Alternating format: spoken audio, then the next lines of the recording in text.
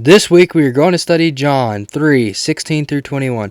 This passage has one of the most famous Bible verses of all time, but I very rarely hear the other verses in this passage discussed. So let's read the passage together. For God so loved the world that he gave his only Son, that whosoever should believe in him should not perish, but have eternal life. For God did not send his Son into the world to condemn the world, but so that the world might be saved through him. Whoever believes in him is not condemned, but whoever does not believe in him is condemned already, because he has not believed in the name of the only Son of God. And this is the judgment. The light came into the world, and the people loved the darkness rather than the light, because their works were evil. For everyone who does wicked things hates the light, and does not want to come to the light, lest their works should be exposed. But whoever does what is true comes to the light, so that it may be seen that his works have been carried out in God. John 3:16 through 21.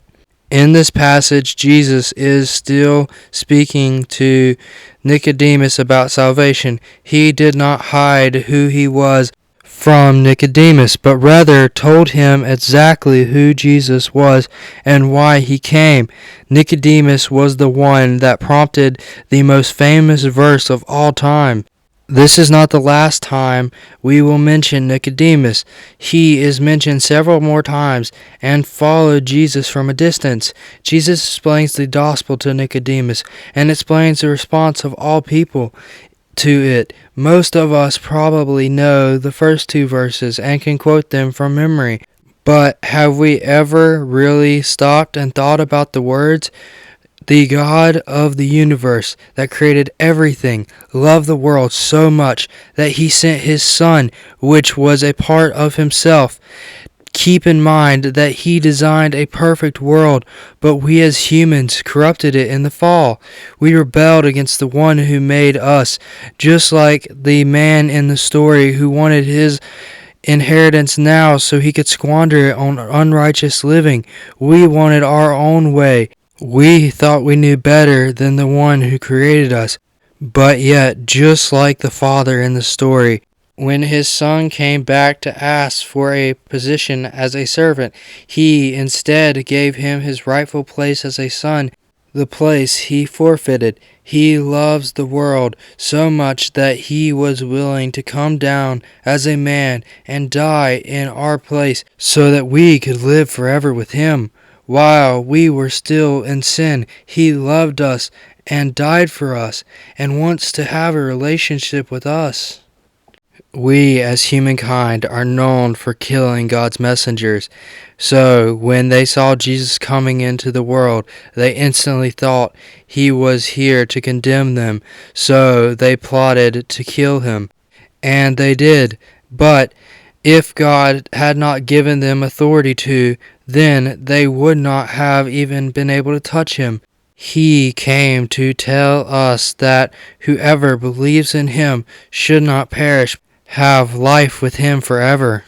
The whoever in this passage is not just the ones who are perfect, because none are. Every human has sinned and fallen short of the glory of God. It is not just for some people, it is for all. His coming saved the world, but we all have a choice during our lifetime whether we believe Jesus is who he said he was and whether he died to pardon us. But if you do not believe, you are already condemned because you have not believed in the name of the Son of God. We all probably realize that the things we are told we cannot have is the one thing we desire. Think of the account of Samson. He wanted the women he was told he could not have. It is the same today as in the day of Jesus. Jesus, the true light of the world, came down, and the world preferred the darkness because their evil deeds were hidden by the darkness. It is the same today.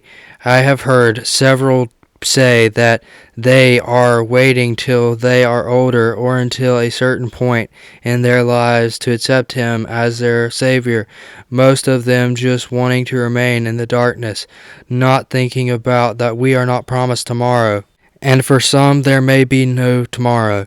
As for us as Christians, we need to remember that Christianity is not just for when we die. It is a relationship between you and God, today and forever. God grafts you into His forever family. See, because even the darkness knew that when they came into the light, their deeds would be exposed.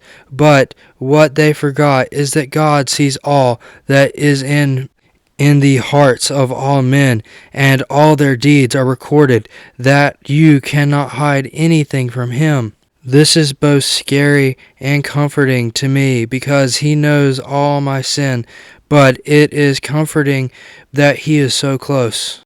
God, yes, the same God that created everything and holds everything together, wants to know you and have a relationship with you.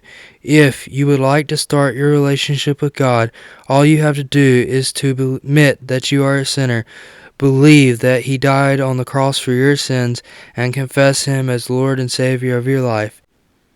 As Christians, we should realize that it is not our job to save anyone because we cannot. Our job is to plant and water the seeds and then leave the rest to God, just like farmers do. They can plant, water, fertilize, but they cannot make them grow. It is the same with faith. We can plant the seed and water them, but we have to leave it to the Spirit for it to grow.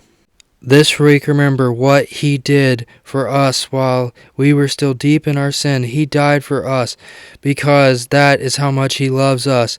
Also, pray and thank God for what He did for you on Calvary. We also have to remember that our entire purpose here is to plant seeds and water them and show love to one another. So this week, challenge yourself to plant at least one seed by telling someone about Jesus, and many more by the way you live your life.